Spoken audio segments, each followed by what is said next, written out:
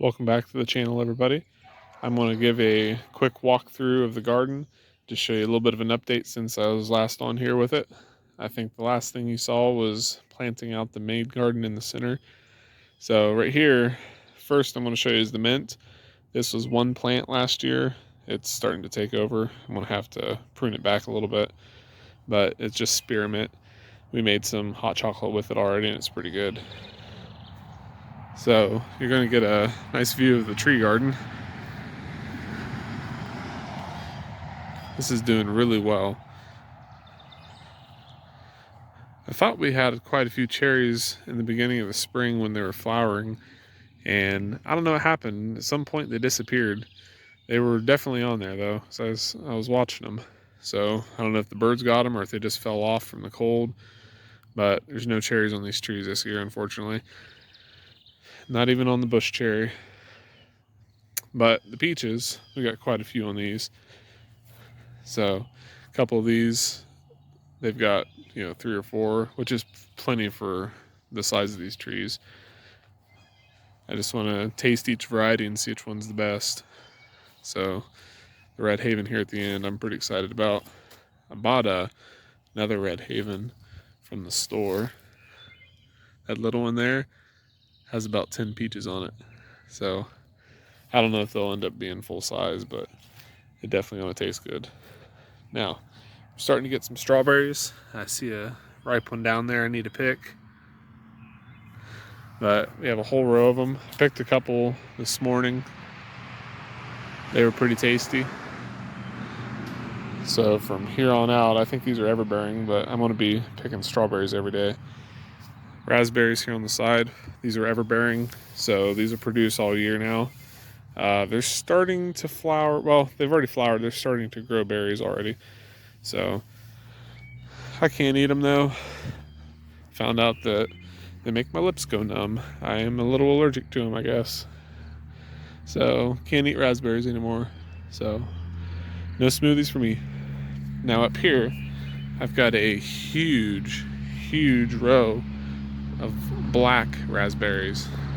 These things are massive. They are loaded this year as well, so pretty excited about that. This is the apple trees. So we've got quite a few apples this year as well. My Mutsu, the second one in, it's the tallest. It's the oldest tree I own. It's got, I think, 7 apples. So I'm excited about that. I think this is a Honeycrisp on the end. There's probably 5 or 6 on there as well. But I've got a couple different varieties up there. Some Galas, Wolf River, and a Macintosh, Yellow Delicious, a couple Honeycrisps. So there's quite a few. And I think I've got a Pink Lady as well that has one on there. So in this tree here in the middle, it's a nectarine. I don't really eat them, but I just wanted to see if they'd grow, and looks like they do. All right, now off to the center garden.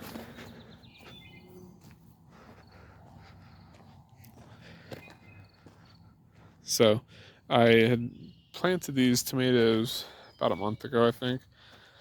They were doing pretty well. I did prune them, so that's why they're looking a little leggy. But they're starting to root because the new growth is really dark and it's really green, just like this one. It's doing pretty well. These are red ox hearts. Now, the straw in the center, this is covering my ryegrass seed. It has germinated since I planted it. So this ryegrass ideally is going to keep my mycorrhiza fungi alive. So I have to have it in between the rows so it keeps feeding the tomato roots. So my pepper plants, they're starting to put out some flowers. I keep pinching them off because I want them to get bigger. There's also ryegrass in between the rows, and the same thing with the tomatoes. Now the potatoes, I planted these probably second week of April. They're doing pretty well. I was doing some experimenting. I did solid mounds all the way down, like a solid row. They seem to have done a lot better than the individual mounds. As you can see, the growth is a little subpar on these, but these are growing a lot better. I think there's just more room for the roots to expand. So I'm going to do that from now on. just rake up a whole row and mound it. This is just some kale I grew. This is actually, believe it or not, this is from last April. I had overwintered and I just kept it in here. I'm never going to eat it, but my butter crunch lettuce, it's starting to really take off. It's looking pretty good. And then I did plant some watermelon. So that's what these are. There's 8 of those, so 4 in this row, then 4 in this row. And then I've got some giant watermelon up in the tree garden. That's where I grew that giant pumpkin last year, so I know the soil's pretty good. But I've got some cucumbers and stuff up there I didn't show you, but I've got the giant watermelon as well as the giant pumpkin. Now, we're going to talk about this corn. This corn. I have replanted it. I first planted it before we got our late snow and late frosts. And I figured since it hadn't sprouted, it was alright in the ground. And at first, it seemed alright. But I don't know if you can even see it. It was just kind of spotty. So I ended up replanting it a couple weeks ago. And it looks the same. Doesn't look like it's came up yet. So I don't know what its problem is. It's plenty wet. We got a lot of rain. But I don't think the seed was any good. It's supposed to be like 94 or 92% germination rate. I've got way less than that. And it's been warm enough. It was in the 90s last week. It's going to be in the 90s tomorrow for the next week. So I water it every day. I'm going to see what happens. But as of right now, I've only gotten, I'd say, about half of them to germinate. And I put well over 500 seed out here twice. So I just want some sweet corn so I can, eat some corn on the cob with some steak this summer. But, it should start growing. If I only get half of it, that's fine. So this was supposed to be my garlic bed this year. It was doing really well until we had the late frost and the late snow, and then everything got a little bit rotted. So only a few of them survived. This is hardneck. So I ended up getting a bunch of softneck garlic and planted it already. So that'll be what I put in the sauce this year. The hen and chicks, as you can see, these stay outside all winter, and they grow pretty enormous in this little planter that I built. So they're kind of neat. This is my onion garden. Just a couple rows, just so I have enough to make some sauce. Nothing special. So they're starting to get a little bit bigger. I pulled one of them out to test, and they're getting pretty good size. This is a mulberry tree right here. I do harvest mulberries off of it.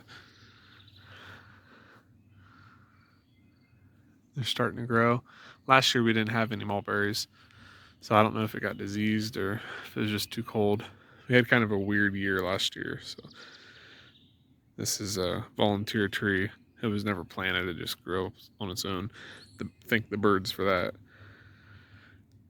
But I do have some giant pumpkin. Excuse the weeds. I have yet to get my John Deere mower running, but giant pumpkin, I've got 6 of them out here. Pretty sure that's poison ivy too, so I don't want to touch that.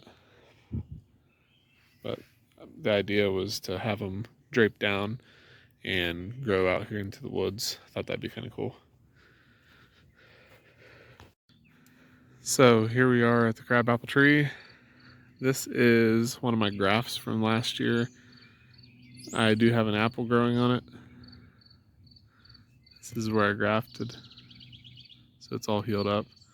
So not only is this one growing, but one of the ones that I did this year as well is growing some apples. So it's pretty exciting. You see the graft down there. So we will have some apples on this tree. I'm not sure how many grafts actually are on this now. I know that this is a graft.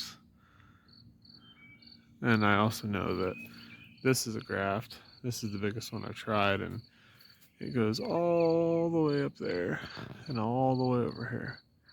So, see it wiggling. So hopefully next year we'll get some fruit on that. Here's some hostas I transplanted. These things are massive. They'll probably never grow this big here. These were actually transplanted from my parents, and they were in some pretty good soil out there. But the typical size of the hostas here are about like that. So we'll get to enjoy them at least this year. Now, over here is the soft neck garlic that I mentioned earlier. So there's about 48 or 49 bulbs I was able to break off the cloves. So I planted those. Here's some sweet corn, just a different variety. Wanted to try it and see how sweet it was. Some of my beans in this garden with my carrots. I think the carrots are ready to pull. They're starting to go to seed. So I'll probably pick those this week. And I have taken the plastic off my greenhouse. There's really no point in keeping it on all summer. I think it'll last longer if it's not constantly in the sun. And there's plenty of sun over here for the plants to grow, so I don't really need it on. A few onions, giant pumpkin, some lettuce, giant pumpkin, lettuce, carrots, giant pumpkins. I wanted to grow some giant pumpkins this year. That way we can put them in the haunted trail, what we do this October. So it'll be kind of neat. Up here, some more rhubarb, blueberries, giant pumpkin, another peach tree, another one I bought from the same store as the other small one. It has 1, 2, 3, 4, 5 or 6 peaches. Some pink lemonade blueberries. But it's doing pretty well up here. Now, one thing I'm going to show you guys that I was pretty excited about. I don't know, last year and the years previous, we've had some really bad problems with corineum blight, which is shot hole. Now, the biggest problem, this is an apricot tree. The biggest problem I had was this tree was massive. It was humongous. I couldn't treat the entire tree no matter how hard I tried. It's probably a good 30 to 40 feet tall. So I made it more manageable. I have topped it and I'm getting a lot more growth. Obviously, I'm gonna have to prune this up. But the most important thing, these leaves are perfect. There's no disease in them. So I do not have to worry about shot hole this year. That was something that was awful last year. In the year prior, they would get a bunch of leaves. So it's similar to this. This is before I treated it. This is what it looked like. So I'd treated these since. This was some of the new growth, but that's what'll happen. They'll get these little holes and then they'll just die. And then probably July 30th, somewhere around that time, all of the leaves will fall off and the tree goes dormant. So since I've treated it, that has not happened. The new growth looks good.